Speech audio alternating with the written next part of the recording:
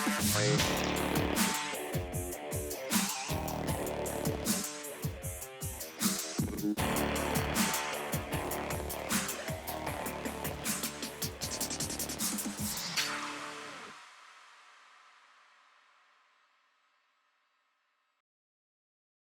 want to start off with a reminder that we are not doctors. Before you make any changes or try something new, always consult with your doctor and medical team first. Chronic illness can vary from patient to patient, so it's always best to consult with your own doctor for what is best for you. Hello, welcome to IBDetermined. I'm your host, Mason Harvey. And I'm your host, Michelle Harvey. I'm Mason's mom and discussing the role of a caregiver. And I have Crohn's disease. Today's topic is on what it's like to be immunocompromised. Yeah, which this is an important topic because it doesn't only apply to Crohn's disease, and sometimes it doesn't really, in fact, as we'll get more into. Yeah. And sometimes it really does. So it's important because anybody can have a suppressed immune system at times, depending on what medications they're taking. And, with chronic illness, sometimes it's more long-term. And in Mason's case, it is forever. So at least for right now. Yeah, for right now, at least. Which is why we speak out and continue to raise awareness. Is there going to be a cure? Yeah, I'm looking for a cure. A cure would be awesome. So that would, or at least a treatment that doesn't leave you so vulnerable, your system. Maybe there'll be a drug one day that will make it so you're not suppressed. Right. That would be great. Yeah. So that'd be really nice. Yeah. So we're going to talk about, and if you see us looking down a lot today, we have a script. Well, we don't, it's not really a script. It's a outline. Outline. But we just call it, but we actually have written on here, it's our script. So you're not wrong, Mason. It's a script. Yeah. So basically we can say what we want, but we have key points that we will talk about. Right. Because I can be forgetful, and I'm also forgetful. I will forget to mention something that was really important to me. Yeah.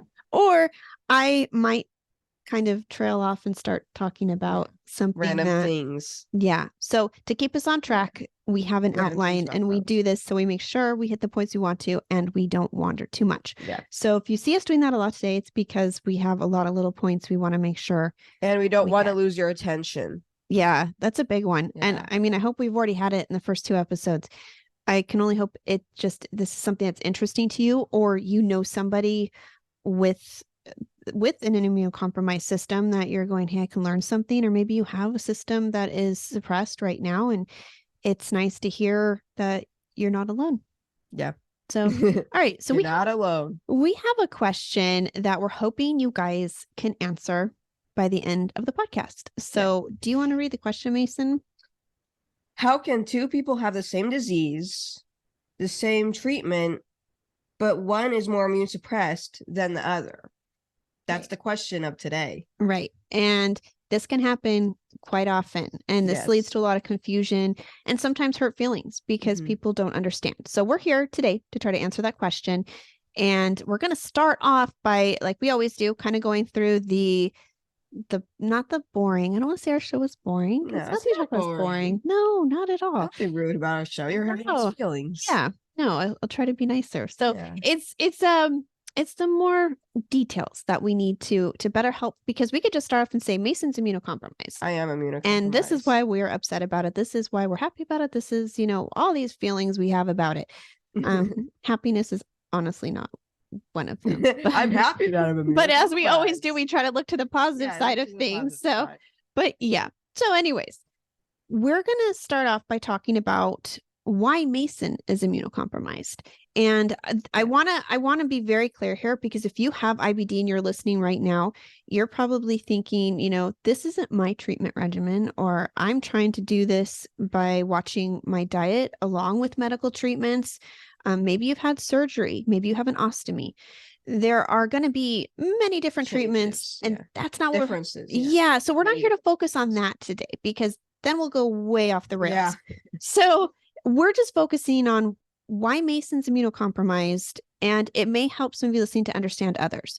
And you may recognize the 2 names. He's on 2 biologics, which that's already very rare. That's 2 something biologics is very Right. rare for a kid. very unusual. So that's already something we start off with where a lot of people don't understand right away. Mhm. But the 2 that he's on I are would say Stelara, Mhm, also known as ustekinumab, mhm. and Entyvio, also known as vedolizumab. Very good, Mason. Thank Yeah. you. Great job. Yeah, some places use the brand name terms and some Yeah. use the actual sign.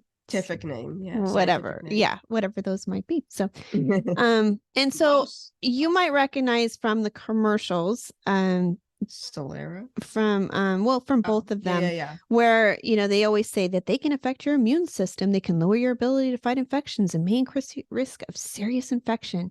And you can brush those off when you're watching those commercials, and like we do with all of them, we're like, wow, that's terrifying. Yeah, that's terrifying. We're not gonna pay attention to that. No, and I remember You don't wanna hear that. Mason being in his hospital bed, and the TV's on, and there's a commercial for one of the biologics at the time, that they were proposing, and all the side effects are laid out. And yeah, Mason's I hope I'm not like, on that. What? How is this? This is supposed to help?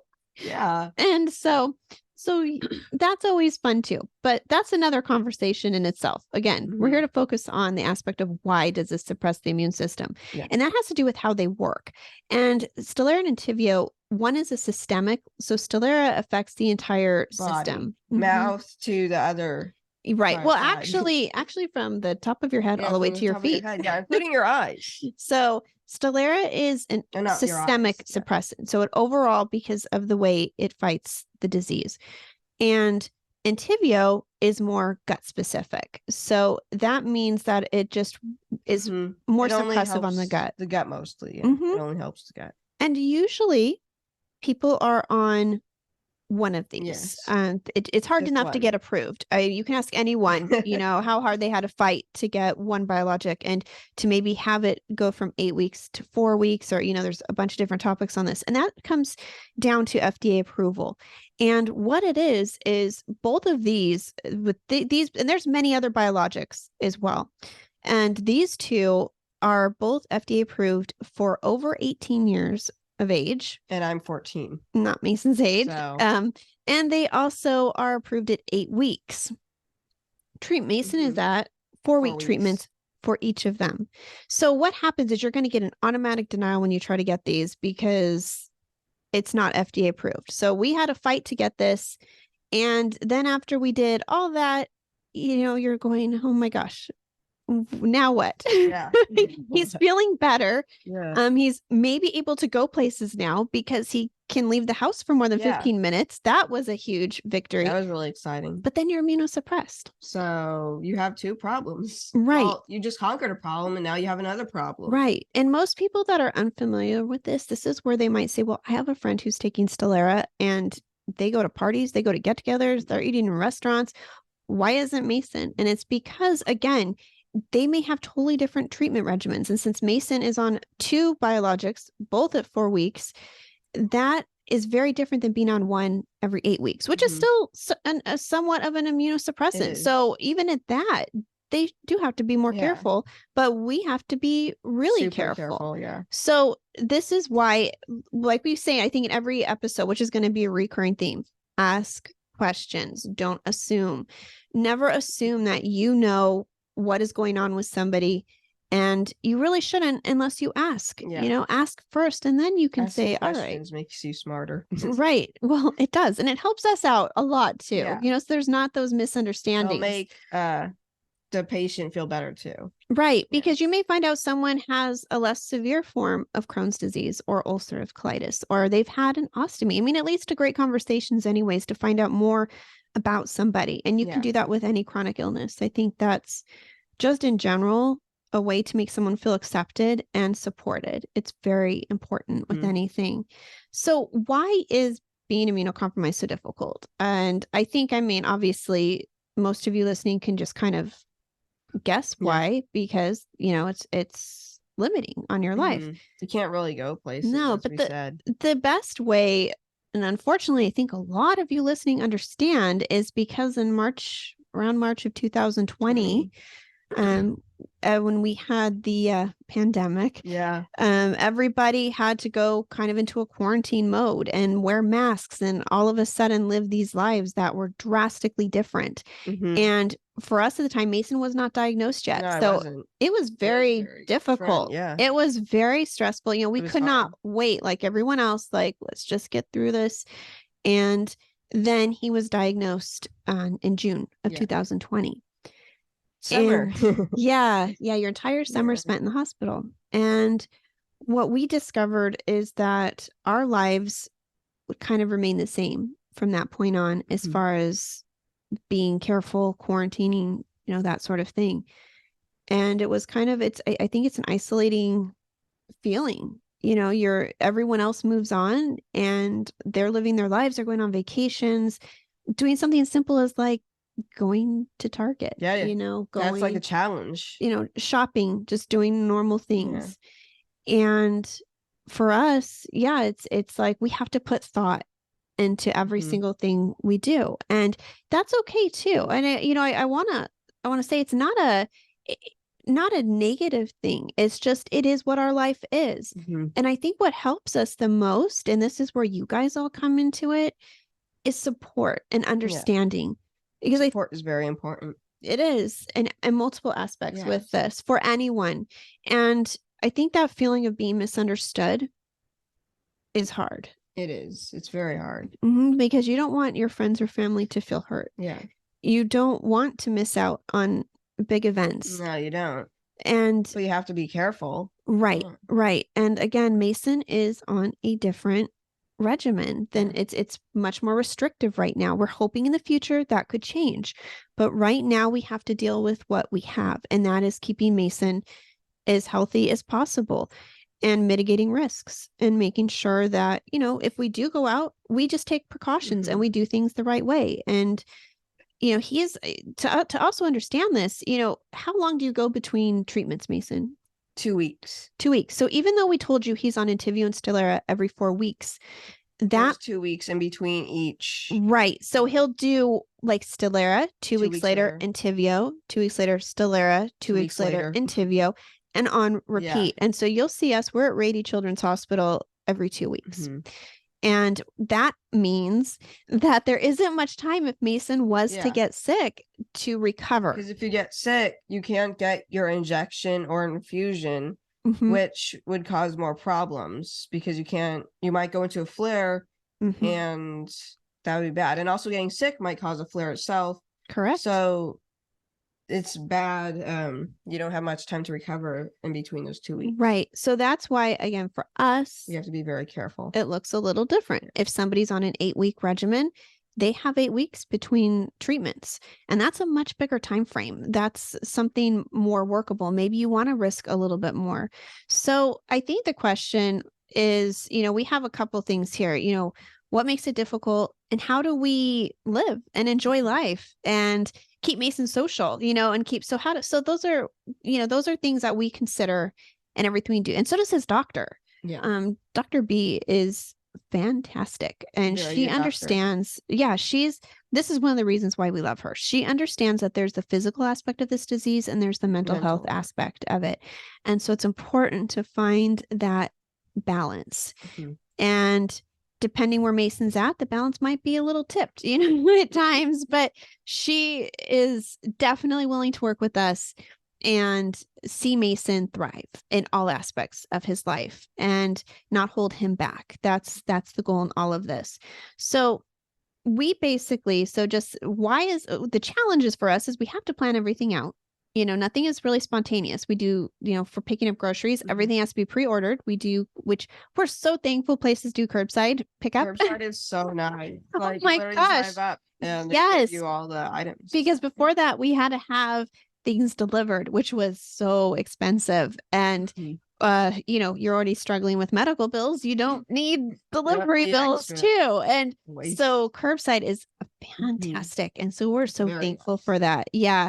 But it just takes planning, you know, and if you forget something like milk, you're like, oh man, no. you know, like, so I take a lot of time to plan to make sure we don't miss things. And also, like, not eating in restaurants. And maybe some people don't understand this, but if we're to go into a restaurant, everybody's masks are off. they're eating.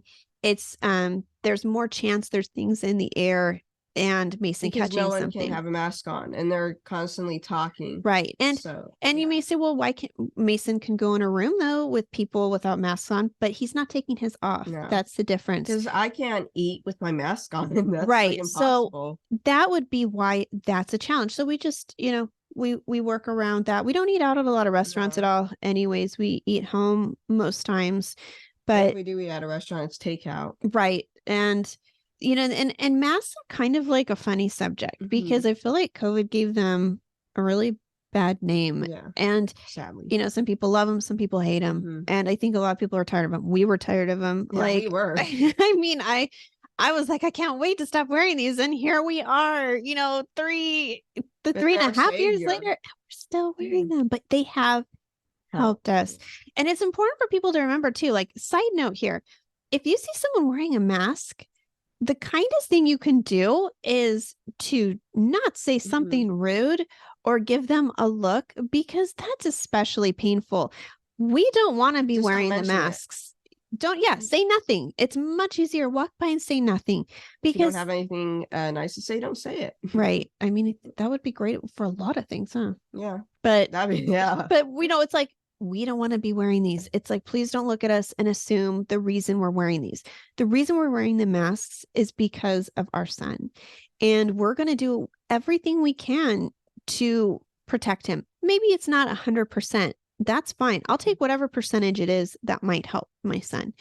And his dad even wears one to work all day because he deals with the public, and he has dealt with people being rude, making fun of him, telling him, it doesn't work, and saying he's afraid. And it puts him in a position where he has to get defensive. And he's like, I don't like to do that. It's none of their business why I'm wearing this, but he makes sure to let him know, this is for my son. He has a disease. He's immunocompromised. I don't want He's getting hurt for helping. Right. And so it's kind of sad. Before COVID, I feel like if you saw someone wearing a mask, you may think that, oh, that person could have cancer. That person could be going through some kind of treatments, and you'd have compassion instead of this reaction that is so negative. So just a reminder, if you see someone wearing a mask, don't always assume that you know what it's about. And again, don't be rude. Yeah, just don't be rude. Yeah. Super simple. Super simple. Move on, move past, just like on anything. Scroll past things if you don't like to read about it. Just understand that people have their reasons, and it's, this is an important one. And I think that, you're lucky if you get to go out and not have to worry about these things. You're so fortunate. So focus on, things that are great in your life. And also, I think that, there are people who've said, well, Michelle, why don't you just go in a store and then you don't have to wear a mask and you can go get stuff, and, Mason can stay home with his dad or whatever. And it's like, yeah, I could, but what if I catch something, And I'm always with her. Right. I'm his primary caregiver. So this is something from a caregiver perspective, that if I get sick, then there's a good chance I'll get sick. He will, or we have to, we have to figure out a system, because we can't let other people really into the house to take care of him as well, unless they have been, being very careful as well. So what happens is, if I get sick, not only can he possibly get sick, I may not be able to take him to his appointments. And he has a lot of appointments. And every time we get asked, do any of you have you been sick? Do any of you have a cold? And so we have to be honest, so I don't want to get anyone else sick or any, so it makes things complicated. So we also try to just do everything like Mason and kind of treat ourselves the same way to keep him protected. We're in it as a team. Exactly. Yeah. Which is our theme all the time. We're always a team. Yes. It is. Caregiving and patient teams are so important.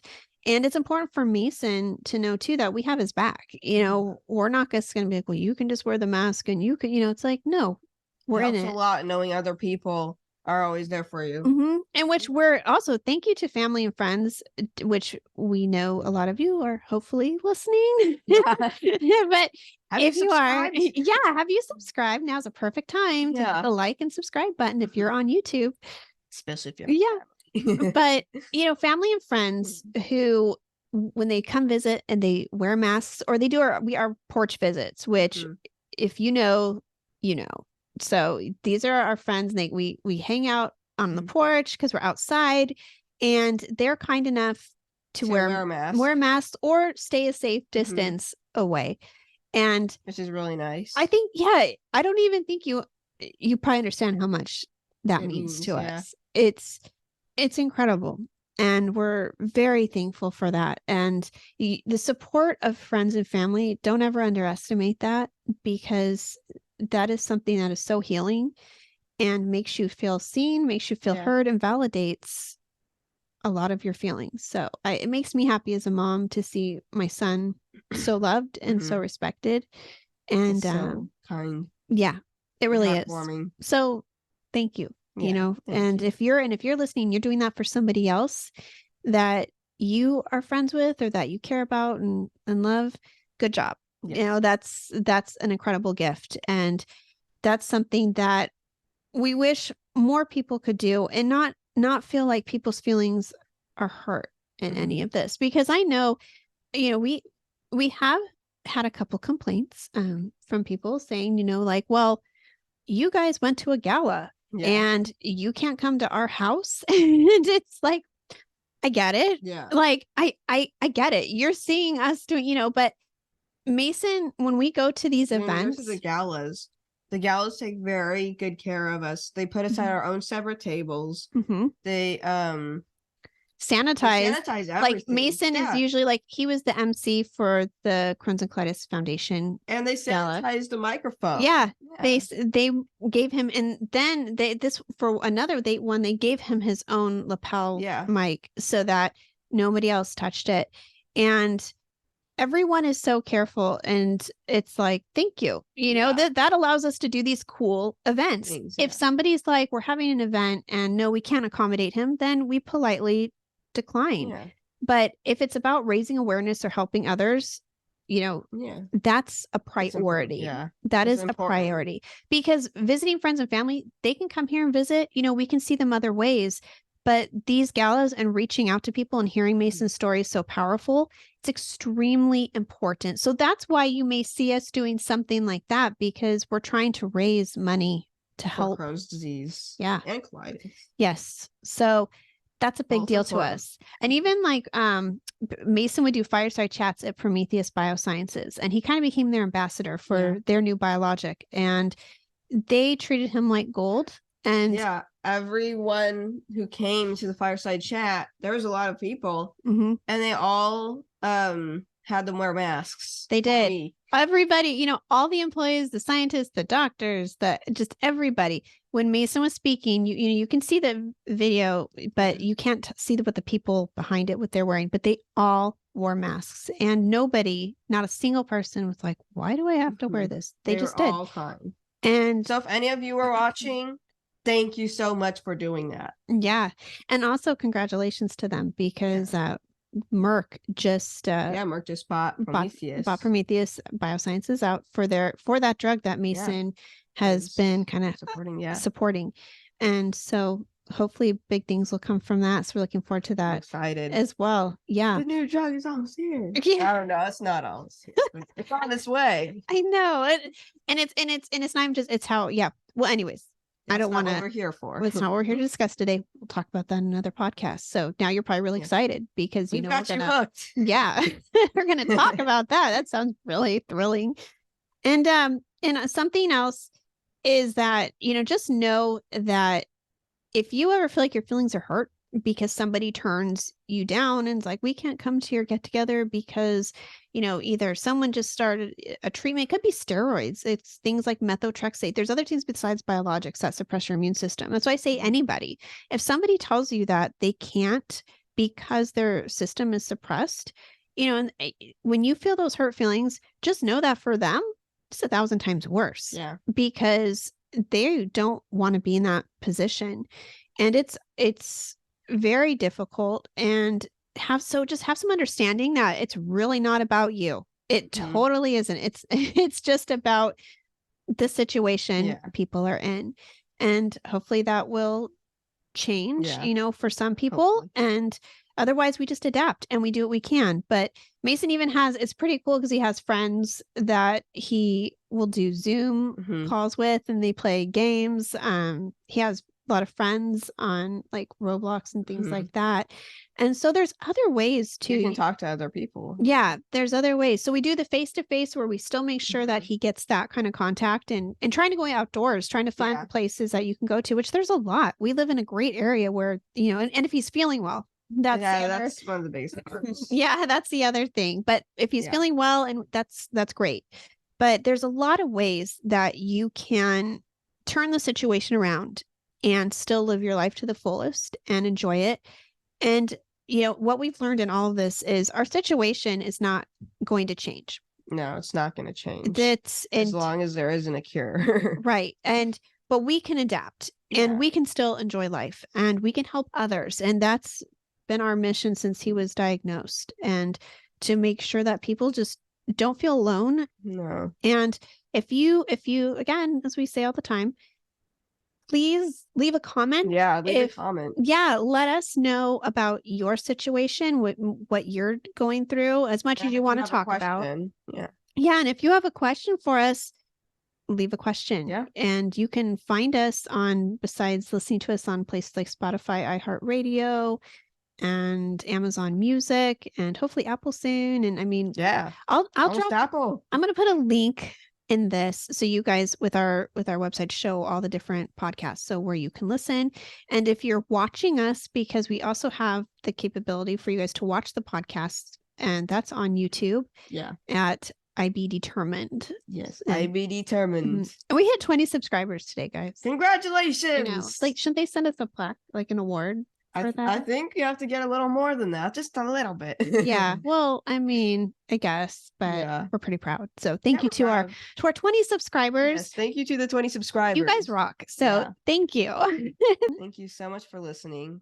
And don't forget to like and subscribe if you're on YouTube. If you're on YouTube, yes. And let us know if there's anything that we can answer or help with. Please feel free to leave a comment. Yeah, please feel free to leave a comment. Look for us on our next episode. And we'll see you next time. See you next time. Thanks for listening. Bye. Bye. We hope you will stick around, tune in, and reach out to us with your own journeys. We are excited to give you an inside view of what it takes to be a caregiver and what it's like to be a patient. And most of all, we hope you'll maybe be able to apply something you hear on here that might help you in your own life. Sometimes life changes, and it's all about how you handle the journey.